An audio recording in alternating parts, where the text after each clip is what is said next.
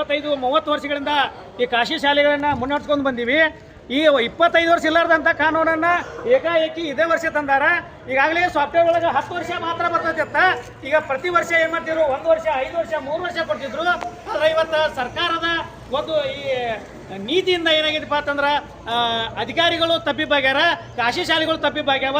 ಇಂಥ ಒಂದು ನೀತಿಯನ್ನು ನೀವು ಸಡಿಲಿಕೆ ಮಾಡದೇ ಇದ್ರೆ ಬರುವಂಥ ದಿನಮಾನದೊಳಗೆ ಸರ್ಕಾರಕ್ಕೆ ನಾವು ಒಂದು ಕರಾಟೆಯನ್ನು ತೆಗೆದುಕೊಂಡು ಖಾಸಗಿ ಶಾಲೆಯವರು ಸರ್ಕಾರ ಸಂಸ್ಥೆಗಳನ್ನು ಮತ್ತು ಸರ್ಕಾರಿ ಕಚೇರಿಗಳನ್ನು ಮುತ್ತಿಗೆ ಹಾಕ್ತವಂಥ ಕೆಲಸವನ್ನು ಮಾಡ್ತೇವೆ. ಅದಕ್ಕೆ ದಯವಿಟ್ಟು ಸರ್ಕಾರ ಈಗ ಒಂದು 3 ಅಂಶಗಳನ್ನು ನಾವು ಪ್ರಮುಖವಾಗಿ ಬೇಡಿಕೆ ಇತ್ತು. ಭೂ ಪರಿವರ್ತನೆ ಮಾಡ್ಬೇಕಂತ ಹೇಳ್ಯಾರ. ಈಗ 25 ವರ್ಷ ತನಕ ಏನು ಭೂ ಪರಿವರ್ತನೆ ಇಲ್ಲನೇ ಕೊಟ್ಟಾರ. ಈಗ ಒಮ್ಮೆಗ್ಲೇ ಏಕಾಏಕಿ ಸರ್ಕಾರ ಹಣ ಮಾಡ್ತಕ್ಕಂಥ ಒಂದು ಕೆಲಸ ಕೈ ಹಾಕೈತಿ. ಅದಕ್ಕೆ ನಮ್ದು ಎಲ್ಲ ಖಾಸಗಿ ಶಾಲೆಗಳ ಒಂದು ಒಕ್ಕೂಟದಿಂದ ಇವತ್ತು ನಾವು ದೊಡ್ಡ ಒಂದು ಪ್ರತಿಭಟನೆಯನ್ನು ಮಾಡಿವಿ. ಇವತ್ತು ರಾಜ್ಯಾದ್ಯಂತ ಎಲ್ಲರೂ ಖಾಸಗಿ ಶಾಲೆಯವರು ಆಡಳಿತ ಮಂಡಳಿಯ ಅಧ್ಯಕ್ಷರು, ಕಾರ್ಯದರ್ಶಿಗಳು ಎಚ್ಚೆತ್ತುಕೊಂಡಾರ. ಈ ಸರ್ಕಾರದ ಈ ದ್ವಂದ್ವ ನೀತಿಗಳನ್ನು ನಾವು ಖಂಡಿಸ್ತಾ ಇದ್ದೇವೆ. ಅದಕ್ಕೆ ಈ ಭೂ ಪರಿವರ್ತನೆ ಮತ್ತು ಈ ಅಗ್ನಿ ಸುರಕ್ಷತೆ ಮತ್ತು ಕಟ್ಟಡ ಸುರಕ್ಷತೆ ಅನ್ನೋದಂತ ಒಂದು ಏನು ಅಂಶಗಳನ್ನು ತಂದಿರಿ, ಈ ಅಂಶಗಳಿಂದ ಸರ್ಕಾರಕ್ಕೆ ಒಂದು ಬಕ್ಕಸ ತುಂಬಿಕೊಳ್ಳುವಂಥ ಕೆಲಸ ಮಾಡಕತ್ತೀರಿ. ಖಾಸಗಿ ಶಾಲೆಗಳು ಈಗಾಗಲೇ ಚಿಂತಾಜನಕ ಸ್ಥಿತಿ ಒಳಗದಾವ.